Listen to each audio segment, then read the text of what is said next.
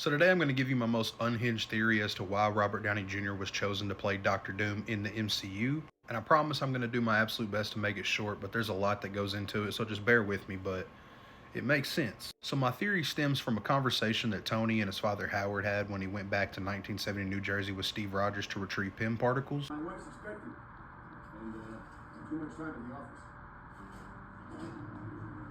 Congratulations. Thanks. Hold this for you. Oh, sure. How far along is she? I don't know.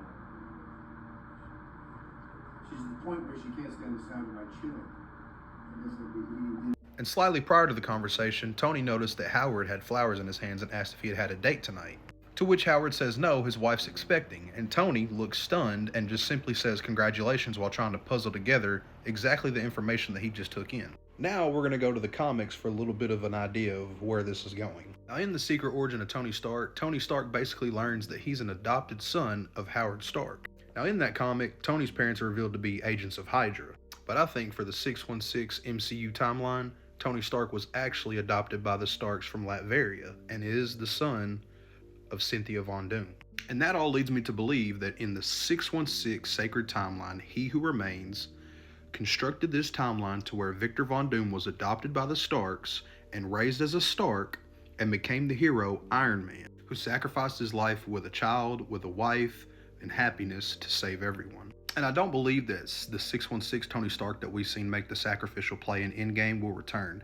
I simply do believe that this Victor Von Doom that RDJ has confirmed that he is playing is a variant from a universe where he is the hero, just like he was a hero as Tony Stark in the 616 timeline. Which brings me as to when he comes into the story now, which all starts when Captain America goes back to have a life with Peggy Carter, a timeline that should simply not exist. Now it's been rumored that RDJ's Victor Von Doom's timeline that he exists on is going to be destroyed and that he looks to get revenge on those who caused it. I jump back to this moment in Endgame right here when Tony tells Steve when you mess with time it tends to mess back. I believe that the timeline that Steve Rogers created when he decided to stay with Peggy and have a life and a child, that his timeline is on a course to crash into the timeline that RDJ's Victor Von Doom currently resides on. And then he'll find out that even more timelines are starting to come together and be on course for collision. Now, in my opinion, why all this works and makes the story super compelling is because you have a villain who can justify what he is doing is the right thing. Now, while we know Victor Von Doom will be a villain because it's an Avengers movie and, we're for the Avengers,